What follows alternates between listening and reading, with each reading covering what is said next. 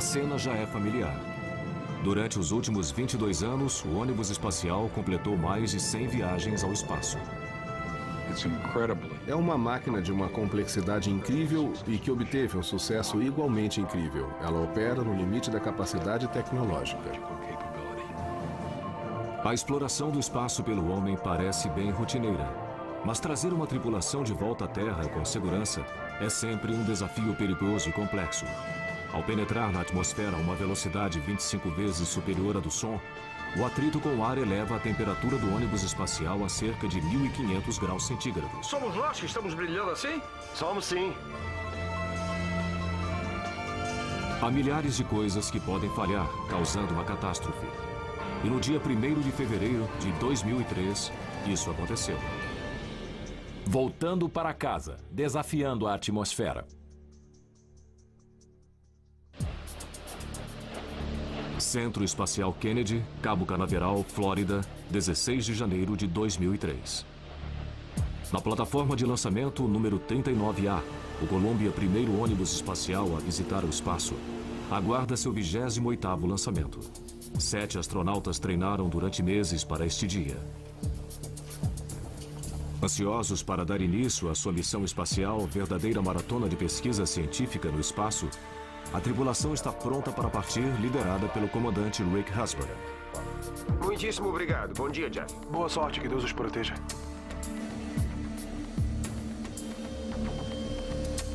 Sequência automática de partida autorizada. Os computadores de bordo do Columbia passam a ter controle primário sobre todas as funções críticas do veículo. 10, 9, 8, 7.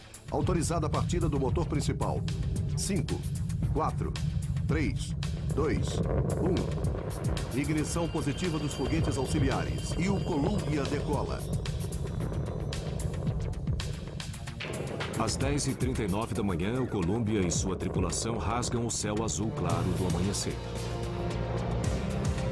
O Columbia está virando para atingir o azimuth correto de 39 graus de inclinação em órbita.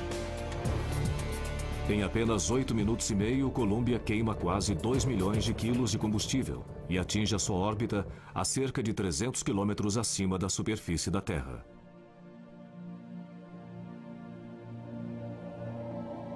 A bordo estão o comandante Rick Husband, o piloto Willie McCool e os especialistas em missões espaciais Dave Brown, Kalpana Chawla e Laura Clark. Estão também fazendo parte da missão o comandante da carga Mike Anderson e o especialista em cargas espaciais Alan Vermon, da Agência Espacial Israelense. Durante as 2 semanas seguintes, eles trabalharam 24 horas por dia em 2 turnos que se alternavam. Conduziram um número recorde de 80 experiências, todas dedicadas à pesquisa nas ciências físicas, biológicas e espaciais.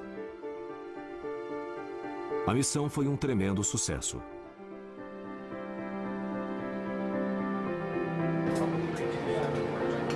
No dia 1º de fevereiro pela manhã, chega a hora de trazer o Columbia e sua tripulação de volta para casa. Quando o ônibus estava sobrevoando o Oceano Índico, a equipe de controle da missão, que fica em Houston, autoriza a reentrada.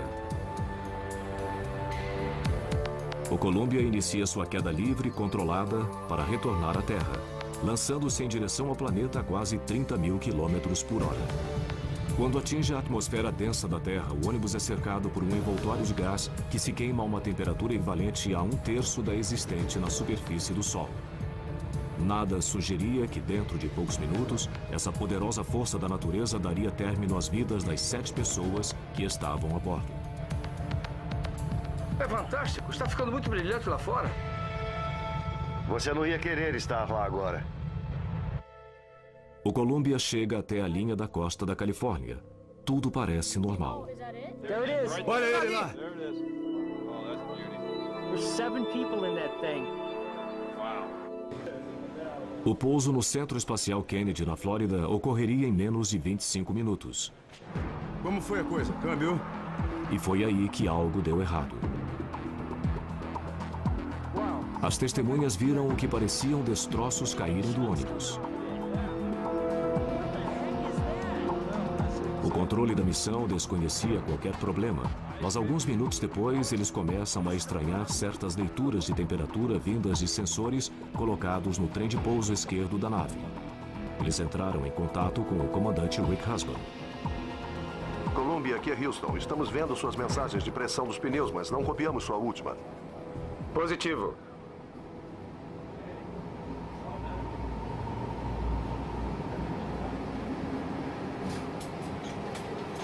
E aí, silêncio. Havia acontecido o inimaginável. O Columbia desintegrou-se no céu sobre o Texas.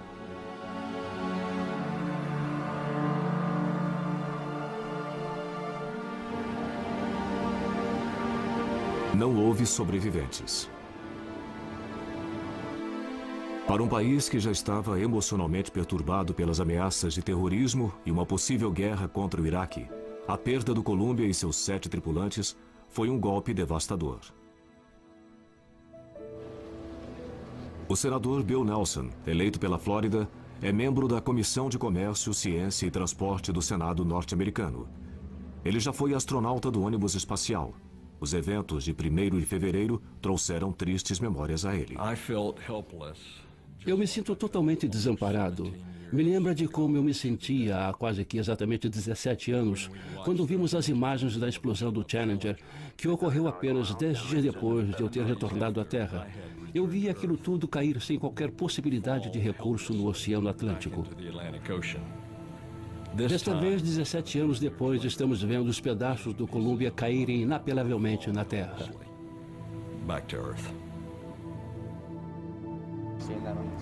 Imediatamente após a tragédia, os investigadores começam a varrer milhares de quilômetros quadrados que ficam sob a rota final do Columbia. Eles esperam que os destroços que caíram ao solo numa chuva de metal aquecido possam fornecer pistas. Mas encontrar respostas pode levar meses. As primeiras indicações são de que as brutais condições da reentrada tiveram um papel relevante no desastre. A entrada é um problema muito complexo, porque ela envolve a retirada de um veículo que está em órbita a mais de 7.800 metros por segundo e basicamente fazê-lo parar no solo.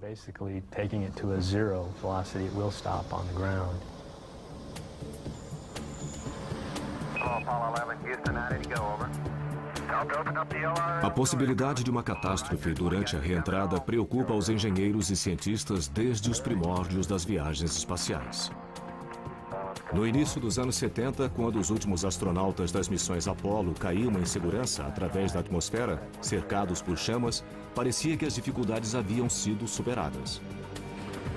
O homem havia conquistado a Lua e os engenheiros da NASA começaram a perguntar: o que vamos fazer agora? A resposta a essa pergunta foi a construção de um veículo espacial reutilizável, que pudesse atender a uma larga gama de usuários, dos operadores comerciais de satélites aos cientistas, passando pelos militares, e que pudesse ainda aguentar repetidamente as condições cruéis da reentrada. Queríamos construir um veículo muito eficaz que pudesse levar uma boa carga ao espaço e fazer isso muitas vezes criando uma rotina. Era isso que tínhamos em mente quando projetamos o ônibus espacial. Em 1981, depois de quase uma década de discussões políticas e superadas as dificuldades de projeto, a NASA terminou de montar o primeiro ônibus espacial. O ônibus espacial tem um porte semelhante ao de um jato comercial DC-9 e comporta tripulações de até 10 astronautas e cientistas em viagens de ida e volta ao espaço. Seu compartimento de carga é capaz de transportar cerca de 30 toneladas e tem espaço suficiente para carregar satélites para a condução de experiências científicas e serve ainda como plataforma para a construção da Estação Espacial Internacional.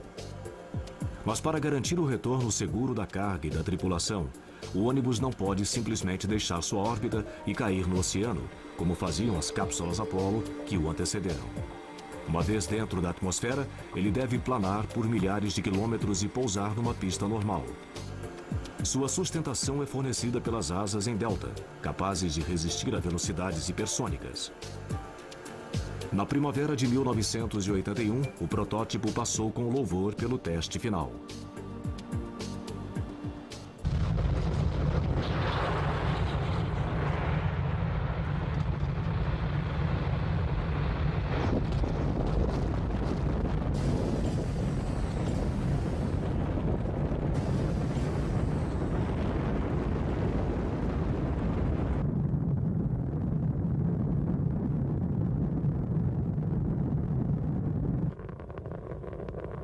É necessária muita potência para levar um veículo que pesa mais de 2.000 toneladas a uma altitude de 360 quilômetros. Para colocar qualquer coisa em órbita, você tem de fazer duas coisas: chegar a centenas de quilômetros acima da superfície da Terra e depois atingir uma velocidade suficiente para permanecer em órbita, ao invés de cair de volta na Terra. A quantidade de energia contida no ônibus espacial completamente abastecido é semelhante à liberada por uma pequena explosão atômica. A cada lançamento pode-se sentir a potência bruta, é acachapante e, claro, a gente fica ali sentado, rezando para que nada dê errado, porque administrar toda aquela potência exige muito da tecnologia disponível. São necessárias 2.000 toneladas de combustível de foguete para empurrar o ônibus até sua órbita e para que ele atinja a velocidade necessária para contrabalançar a poderosa força da gravidade da Terra. Para permanecer em órbita, você tem de estar a quase 29.000 quilômetros por hora. Significa percorrer uns 8 quilômetros a cada segundo. Depois que atinge a órbita, não há nada que reduza a sua velocidade. Aí se desligam os motores e você perde seu peso, não sente mais a gravidade. Não há mais qualquer aceleração. Você permanece a uma velocidade constante dando voltas em torno da Terra. Mas para voltar para casa, o ônibus tem de reduzir quase toda essa velocidade e tem de fazer isso sem usar potência própria. Toda aquela velocidade e energia tem de ser gastas pelo atrito com o ar da atmosfera, o chamado arrasto aerodinâmico. É a única maneira de perder a velocidade. Se você estiver numa canoa e colocar a lâmina do remo em posição perpendicular ao casco da canoa, isso reduz a velocidade do bote e a isso se chama de arrasto. A diferença é que o ônibus está se deslocando pela atmosfera a 25 vezes a velocidade do som. Bater em moléculas de ar a uma velocidade dessas cria um atrito tremendo e forma gases superaquecidos. Durante a reentrada, você está atravessando a atmosfera a milhares de metros por segundo. Você está a uma velocidade hipersônica. O gás fora do ônibus está a milhares de graus. É como se o ônibus estivesse sendo aquecido por um maçarico. Para a tripulação dentro da nave que brilha, o show de luzes é fascinante. Nós é que estamos brilhando desse jeito? Que coisa! Isso é espetacular! A visão pode ser espetacular, mas o ar superaquecido, cuja temperatura chega a 1.500 graus, pode ser fatal. No dia 1º de fevereiro de 2003, os 7 astronautas que estavam a bordo do ônibus espacial Columbia perderam suas vidas quando retornavam à Terra. Essa foi a primeira tragédia enfrentada pela NASA durante um procedimento de reentrada. Conduzir um veículo sem motor, que se desloca a 8 km por segundo, para fora de órbita e levá-lo até uma pista de pouso pré-determinada do outro lado do mundo, não tem nada de rotineiro.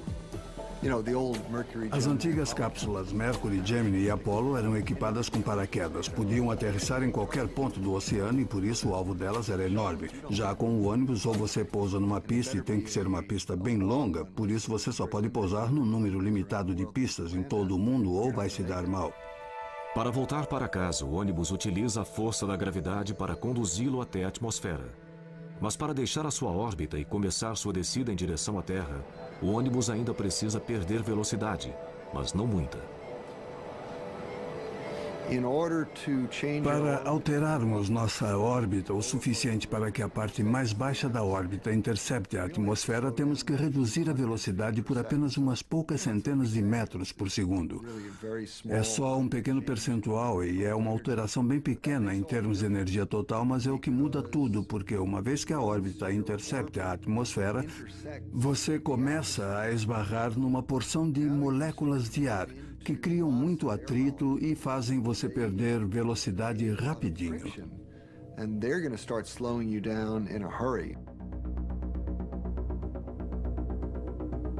Antes de voltar à atmosfera, a tripulação coloca a nave de cabeça para baixo e vira a traseira para frente. E aí começam a ser disparados os foguetes de manobra do ônibus em órbita. O empuxo de quase 3.000 quilos de cada motor faz com que, em poucos minutos, a nave saia de órbita. E ela começa a descer. Se o procedimento foi iniciado, não há como voltar atrás. Essa trajetória de queda livre é o que chamamos de primeira parte da saída de órbita. Você ainda está sem peso, mas está se aproximando da Terra e durante essa fase tem de orientar corretamente o ônibus para que quando comece a penetrar mais na atmosfera, possa voar. Decidir quando e onde ligar os motores para sair de órbita é algo que demanda muita perícia, pois quando o ônibus atingir a atmosfera, ele deve estar dentro de um corredor estreito que o conduzirá em rumo direto até a pista de pouso. Além de a pista estar à frente do veículo, o procedimento todo deve ser iniciado no instante correto, porque você não pode estar muito longe nem muito perto da pista de pouso. Se o ônibus penetra na atmosfera muito perto da pista de pouso, o forte ângulo de entrada necessário para conduzi-lo à pista causará um aquecimento rápido demais, devido ao atrito. Ele se desintegraria. Se ele penetra na atmosfera num ângulo muito pequeno, as asas começam a gerar sustentação. Nesse caso, o ônibus resvalaria de novo para fora da atmosfera, assim como uma pedra chata que se joga sobre a água de um lago. Para cair num rumo preciso, o piloto automático guia o ônibus usando 38 pequenos foguetes, que formam o chamado sistema de controle por reação. Eles ficam no nariz e na cauda da nave e disparam jatos curtos em qualquer direção que for necessária. Precisa-se de apenas 12 quilos de empuxo para manobrar o veículo. Parece pouco, mas não há atrito no espaço para impedir que o ônibus se desloque, por isso um foguete de 12 quilos é suficiente. Os engenheiros projetam cada reentrada para que o veículo atinja a atmosfera a menos de 8.000 quilômetros do local de pouso. Mas manter uma trajetória precisa enquanto se cai para a Terra é apenas parte do desafio da reentrada. O ônibus deve perder quase toda a sua velocidade e deve fazer isso seguindo uma razão precisa. Se você tem um planador enorme que plana pouco melhor do que um tijolo, que é mais ou menos o caso do ônibus, e você mira bem de frente para a pista de pouso e tem uma altitude apenas suficiente para trocar pela energia necessária para chegar à pista, a sua margem de erro é mínima.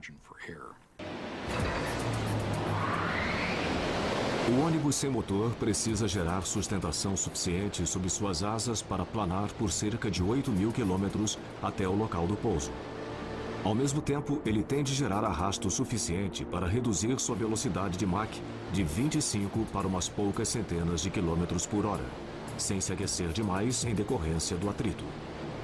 Usando dados obtidos em testes em túnel de vento, os engenheiros chegaram à conclusão que para manter esse equilíbrio delicado, o nariz do ônibus precisa estar para cima, num ângulo de 40 graus, quando ele penetra na atmosfera. Você tem de manter esse equilíbrio o tempo todo. Você altera ligeiramente o ângulo de ataque de 40 graus, fazendo-o variar mais ou menos 3 graus. É muito difícil atingir todos esses objetivos, manter a trajetória ao mesmo tempo em que se mantém o atrito e o aquecimento máximo dos níveis desejados. Com um ângulo de 40 graus na reentrada, o ônibus entra na atmosfera de barriga. Logo depois, ele é envolvido por um cobertor de fogo.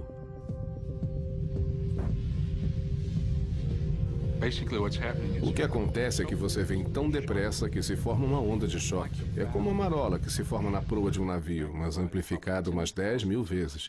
As moléculas de ar são espremidas umas contra as outras, cada vez mais perto, e o ar fica cada vez mais denso, até que elas não conseguem mais sair do caminho. O calor gerado por todo esse atrito arrebenta as moléculas de ar. Tudo que sobra são partículas carregadas chamadas de plasma, que envolvem a nave.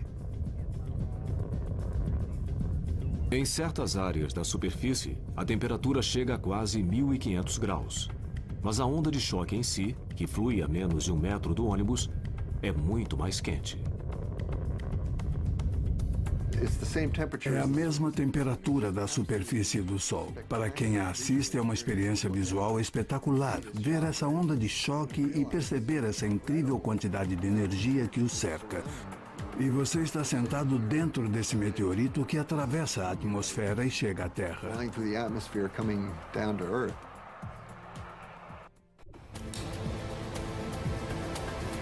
Para um veículo cuja estrutura básica é feita de liga de alumínio, parecida com as usadas em aviões, a exposição a esse nível de calor seria catastrófica.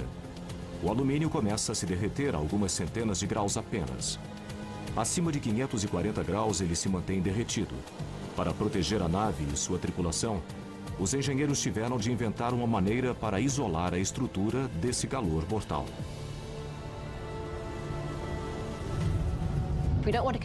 Não queremos que todo esse calor seja conduzido para a estrutura, mas irradiá-lo para fora novamente. Rejeitar o calor, mantê-lo à distância do veículo.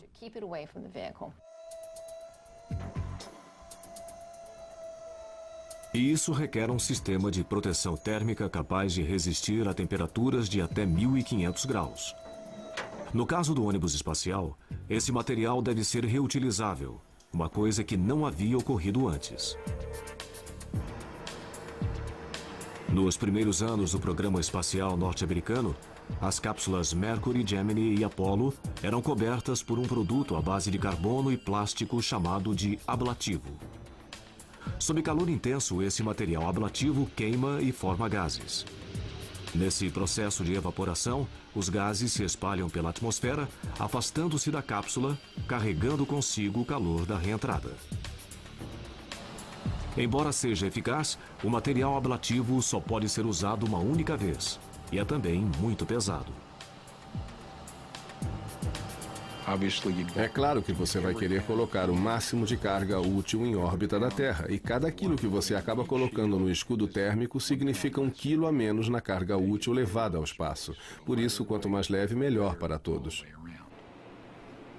A solução no caso do ônibus espacial norte-americano são telhas de cerâmica, placas feitas de fibras de silício extraídas de uma areia que só é encontrada no Brasil. As fibras de silício são misturadas com água e outros materiais e tomam a forma de blocos. Depois que o excesso de água é retirado, faz-se a liga da mistura por um processo que utiliza calor. O resultado é um material poroso, cerâmico, composto pelas fibras de silício, que são leves e resistentes ao calor e cheio de bolhas de ar. Do grande bloco são cortadas placas e cada uma é usinada até chegar a um tamanho e formato próprio, que depende do local da nave que ela vai proteger. Cada peça é então cozida em forno a 1.260 graus. As placas dissipam o calor com tanta eficácia que se pode pegá-las com as mãos, segundos após saírem do forno. As placas destinadas a protegerem a barriga do ônibus espacial do calor da reentrada são ainda revestidas na face e nos lados, com um líquido preto que se vitrifica. O preto irradia o calor com eficácia e o revestimento em si evita que as partículas de plasma adiram à superfície da placa. Mas as placas se danificam com facilidade. No total, são necessárias mais de 20.000 placas para proteger toda a nave. Cada placa é colada à mão sobre a superfície do ônibus espacial com uma cola à base de borracha. Essas placas pretas são capazes de proteger a nave em temperaturas que chegam a atingir 1.260 graus. Mas algumas áreas ficam ainda mais quentes. O ônibus espacial se move para frente, por isso suas seções dianteiras são as primeiras a encontrar o ar e se aquecem mais do que qualquer outra parte da nave. E essas seções são a ponta do nariz e o bordo de ataque das asas. A temperatura nessas áreas chega a quase 1.650 graus centígrados. Placas de cerâmica expostas a uma temperatura dessas simplesmente se desintegram. Por isso, os engenheiros desenvolveram um material composto que não é poroso chamado de carbono-carbono reforçado, ou RCC.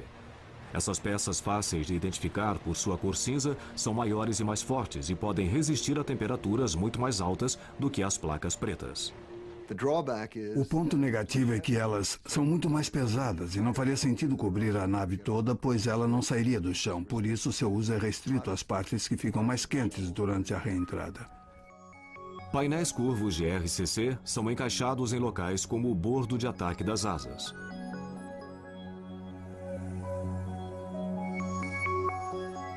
Fitas de vedação chamadas de T-seals são usadas para preencher os espaços entre os painéis.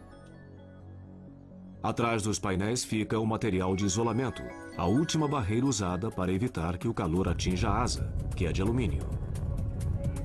Esse sistema de proteção térmica é exigido ao máximo, sem que o ônibus espacial penetre na atmosfera. O atrito e o calor chegam aos seus pontos máximos durante a queda da nave, de uma altitude de 120 mil metros para 60 mil metros. É também nesse trajeto que o ônibus deixa de ser uma nave espacial e assume o comportamento de um avião convencional. Na medida em que o ar se torna mais denso, os flaps das asas e o leme começam a atuar. Usando o ar para manobrar como um avião, o ônibus espacial consegue perder mais velocidade. Ele inicia uma série de manobras chamadas de curvas em S. Com o nariz para cima, ainda no ângulo de 40 graus, o ônibus espacial faz uma curva forte para um lado. A sustentação do ar sob as asas delta leva o ônibus a centenas de quilômetros para fora de sua direção de voo. As curvas em S gastam energia porque você está voando uma distância maior para chegar à pista de pouso. Está trocando energia pela distância para chegar à pista. E se voa uma distância maior, se livra do excesso de energia. Com muito prazer. Usando uma combinação de asas, leme e o sistema de controle por reação, o ônibus continua a fazer essas curvas, virando à esquerda e à direita da linha que o levará ao centro da pista de pouso. Realizar essas manobras a velocidades hipersônicas ao mesmo tempo em que se mantém um rumo preciso exige muita atenção e ajustes constantes. No mundo perfeito, o fluxo de ar seria igual sobre as duas asas, mas no mundo real ele nunca o é. Há sempre leves perturbações causadas por uma placa mais áspera ou por uma perturbação da atmosfera e acaba tendo uma pequena diferença. 15 a 19 rajadas. Essas diferenças podem afetar a capacidade do ônibus de manter o rumo certo. O ônibus conta com o auxílio de computadores sofisticados para corrigir qualquer distúrbio. Eles calculam o arrasto, a velocidade, o ângulo de ataque e a altitude 40 vezes por segundo. Se o ônibus se desviar da rota, mesmo que ligeiramente, o sistema ajusta os flaps ou dispara os jatos de controle por reação para manter o curso. Quando o ônibus se aproxima do local de pouso e sua velocidade passa a ser menor do que a do som, o ângulo de ataque de 40 graus é reduzido consideravelmente, mas a administração da energia continua a ser crítica. Você está na rota e o equilíbrio de energia está correto. Ainda falta 1 minuto e tudo parece perfeito. Os engenheiros e os pesquisadores se valem mais uma vez de testes em túnel de vento para determinar o ângulo de ataque correto para o pouso. Eles descobriram que se o ângulo de ataque do ônibus é reduzido para 0 grau, o ângulo utilizado pelos aviões comerciais, o fluxo de ar não cria o arrasto necessário. O ônibus pousaria com velocidade excessiva, ou ele voaria por sobre a pista toda, ou destruiria seu trem de pouso quando tocasse o solo.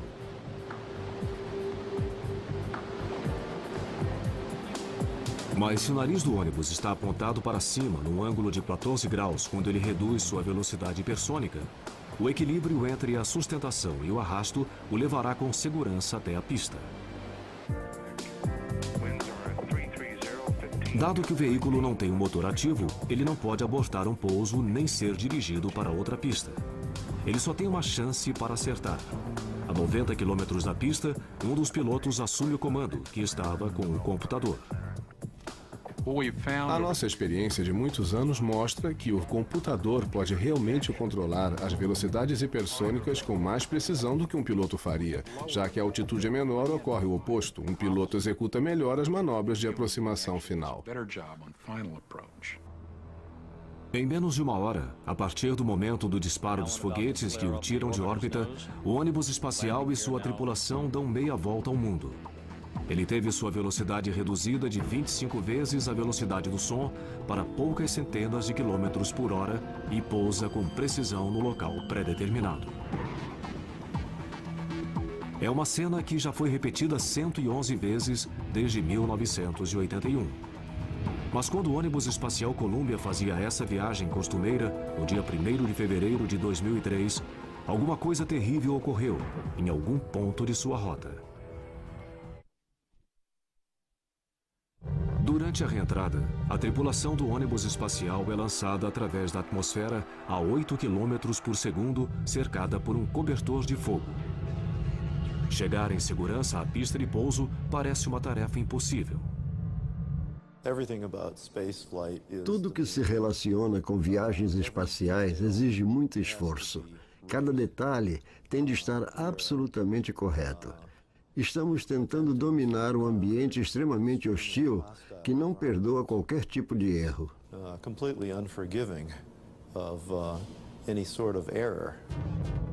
Mas nunca se havia perdido um ônibus espacial durante a reentrada, até a manhã do dia 1º de fevereiro de 2003.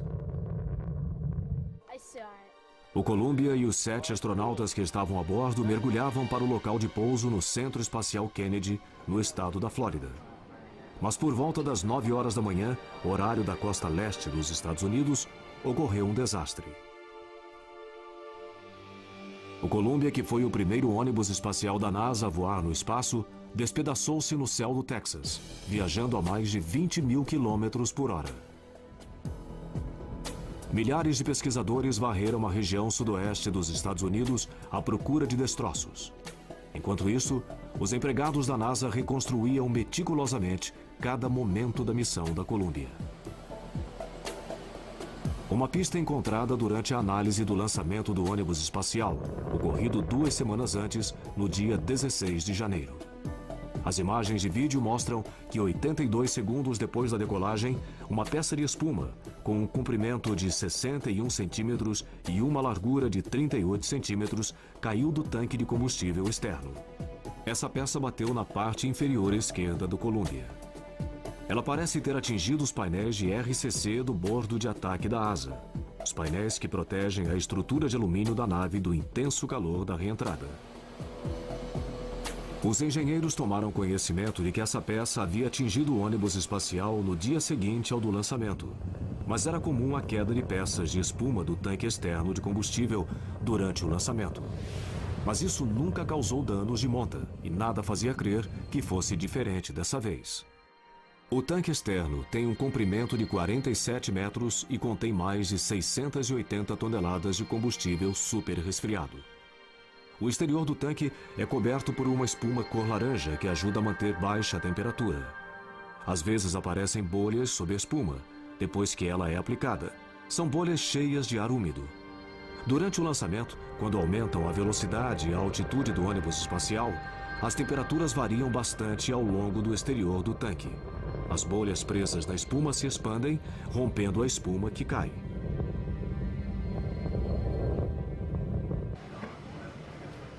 Os investigadores talvez nunca consigam descobrir até que ponto o pedaço de espuma contribuiu para a perda do Columbia. Mas uma coisa é certa: o sistema de proteção térmica da asa esquerda do ônibus espacial foi danificado de maneira crítica antes da reentrada. As imagens de radar tomadas por satélites no dia seguinte ao do lançamento dão apoio a essa teoria. Depois de uma manobra rotineira executada pelo Columbia, os satélites detectam uma ocorrência pouco usual. Um objeto mais ou menos do tamanho de um caderno flutuando e se afastando da nave. Os investigadores acham que esse objeto pode ter sido um pedaço da asa esquerda do Columbia, uma peça danificada na véspera pelo pedaço de espuma que se soltou. Naquele momento, ninguém deu maior importância às possíveis consequências do que se via nas imagens de radar. Se tivesse sido de fato um pedaço do ônibus, o Columbia retornaria à atmosfera com um buraco na sua asa esquerda, sem que sua tripulação se desse conta disso.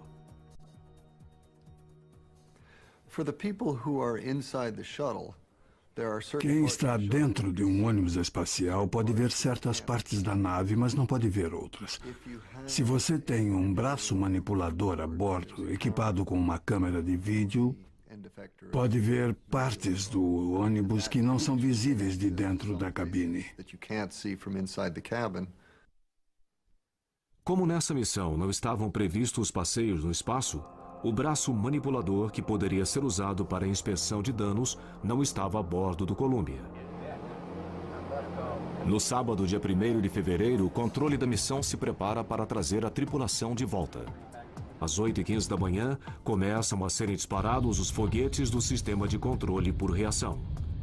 2 minutos e 38 segundos depois, o ônibus espacial inicia sua queda livre, controlada, em direção à Terra. Com o veículo viajando a cerca de 29 km por hora, o computador de bordo dirige o veículo para o corredor estreito que o levaria à pista de pouso. O nariz da nave ainda está levantado, no ângulo de 40 graus. Ao sobrevoar o Havaí, a 120 mil metros de altitude, o ônibus espacial penetra na atmosfera e começa a se aquecer. Dentro do Columbia, a reentrada parece estar ocorrendo como prevista. Os 4 tripulantes que estão sentados na cabine de pilotagem ficam maravilhados com o show de luzes. É fantástico, está ficando muito brilhante lá fora. É. Mas o problema já começa a ocorrer lá fora.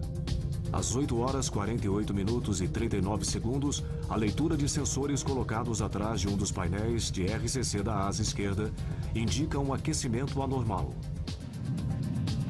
Mas essa leitura só é registrada no gravador de dados do computador de bordo do Columbia.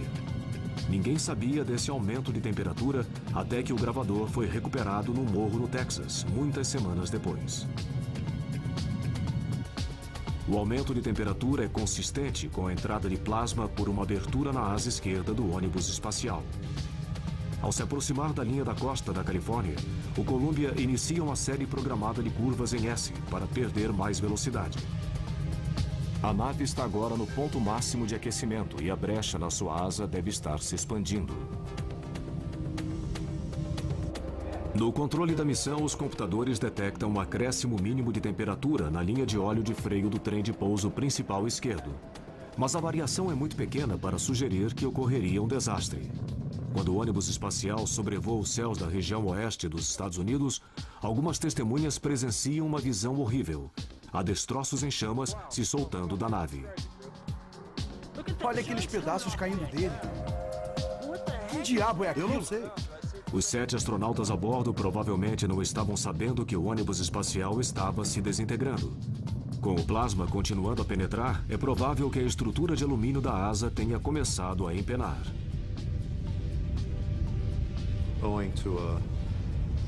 Devido a uma fenda nos painéis de RCC do bordo de ataque, os gases quentes penetraram no interior da asa e derreteram a asa de dentro para fora.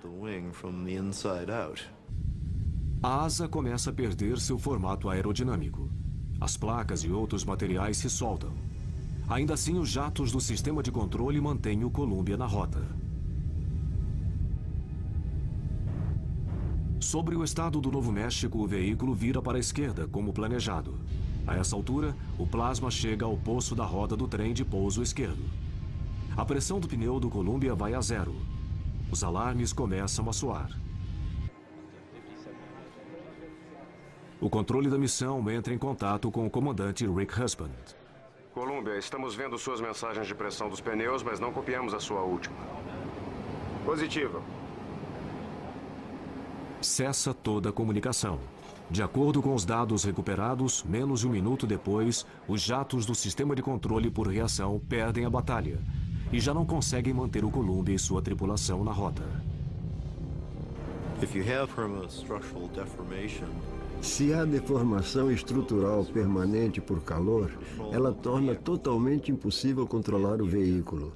E é muito provável que ocorra um movimento de rolagem ou de cambalhotas, destruindo o veículo.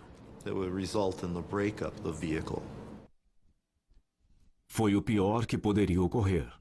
Uma fenda no sistema de proteção térmica do ônibus espacial resultou numa catástrofe. Os destroços se espalharam por milhares de quilômetros quadrados. E 7 astronautas perderam a vida.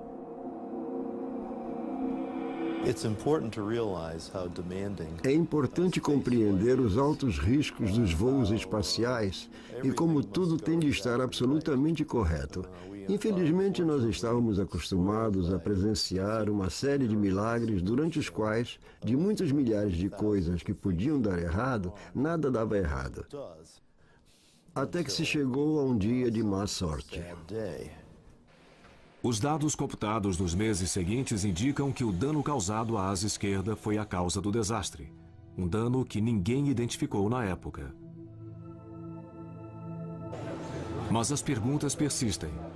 Se os controladores de voo soubessem antes da reentrada que o Columbia havia sofrido um dano perigoso no seu sistema de proteção térmica, será que eles teriam encontrado uma maneira de salvar a tripulação? Quando o Columbia foi lançado ao espaço no dia 16 de janeiro de 2003, viu-se um pedaço de espuma caindo do tanque externo. Ele parece bater na parte inferior esquerda da nave, perto dos painéis de RCC do bordo de ataque da asa. Os analistas concluem que esse dano é mínimo, mas o Columbia é o ônibus espacial mais velho da NASA. Os painéis podem ser fracos ou ter tido sua resistência estrutural afetada pelo tempo. Talvez por isso o dano pode ter sido muito mais extenso.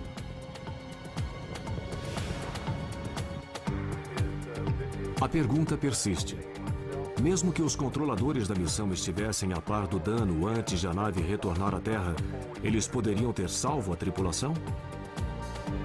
Em meados de 2003, as autoridades da NASA anunciaram que talvez tivesse sido possível enviar uma missão de resgate. O ônibus espacial Atlantis estava sendo preparado para seu próximo voo e poderia ser lançado rapidamente. Uma vez em órbita, o Atlantis poderia se encontrar com o Columbia que estava danificado. Mas passar uma tripulação de uma nave para outra em órbita é uma manobra complicada e perigosa. Nunca havia sido tentada antes. Até hoje não há como reparar as placas de cerâmica nem os painéis de RCC que protegem os bordos de ataque das asas com a nave ainda em órbita. Mas será que o Columbia poderia ter ancorado na Estação Espacial Internacional e esperar uma solução para o problema?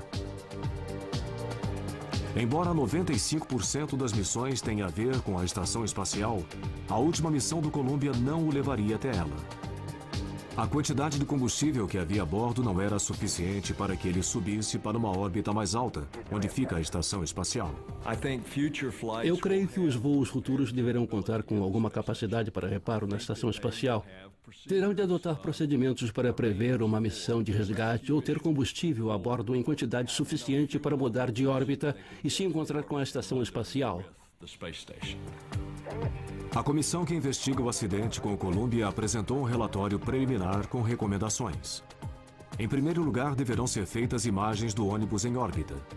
Essas imagens detalhadas, obtidas por satélites ou do solo, devem revelar, espera-se, qualquer dano crítico antes que seja tarde demais. A comissão recomendou também que a NASA implemente um plano integrado para a inspeção do sistema de proteção térmica, antes e depois de cada missão. Os cientistas e os engenheiros continuam a desenvolver materiais novos e mais resistentes para a proteção dos ônibus e veículos futuros das duras condições encontradas nos voos espaciais. Por enquanto, as 3 naves remanescentes Atlantis, Endeavour e Discovery permanecerão no solo. Enquanto se revê o futuro do programa de ônibus espaciais, não se poderá desprezar as realizações dos últimos 22 anos. O ônibus espacial é o veículo mais extraordinário da era espacial. E eu digo isso sem medo, porque eles voaram mais e são os únicos veículos que podem ser reutilizados. Nós levamos mais pessoas ao espaço, executamos mais experimentos científicos e trouxemos de volta mais resultados científicos do que qualquer outra nave que tenha sido enviada ao espaço. Coisas como o telescópio espacial Hubble não existiriam sem um ônibus espacial. O fato de astronautas poderem repará-lo em órbita permite que o Hubble continue a ser uma peça-chave para os cientistas que desvendam os mistérios do universo. As imagens espetaculares que ele nos envia permitiram que se estudasse de forma inédita a formação de nosso sistema solar e as origens da vida na Terra. Apesar dos riscos inerentes ao envio de pessoas ao espaço, os astronautas e os cientistas acreditam que os benefícios que resultarão da continuação da exploração do espaço são maiores do que os riscos a ela inerentes. Os humanos são curiosos. Nós gostamos de saber sempre o que se esconde por trás de cada morro. Isso vai fundo no nosso senso de humanidade e se um dia perdermos a atração pelo desconhecido, eu acho que reduziríamos nossas possibilidades e eu espero que isso não ocorra nunca. Enviar pessoas ao espaço nos permite fazer coisas que as máquinas não podem fazer. É importante ter uma pessoa lá para mexer nas coisas com suas mãos, para ver coisas com seus olhos, para raciocinar instantaneamente sobre o que ocorre com o seu cérebro. Não há computadores nem robôs que possam fazer isso. Mas o mais importante é que esses seres humanos podem retornar e nos explicar como é ser um explorador do espaço. É isso que realmente importa quanto a enviar pessoas ao espaço. O ônibus espacial já foi colocado em órbita 113 vezes. Infelizmente, 2 dessas missões terminaram em desastre.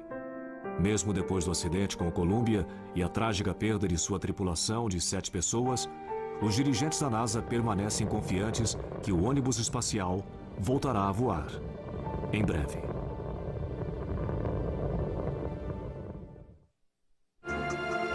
Versão brasileira Sincrovídeo.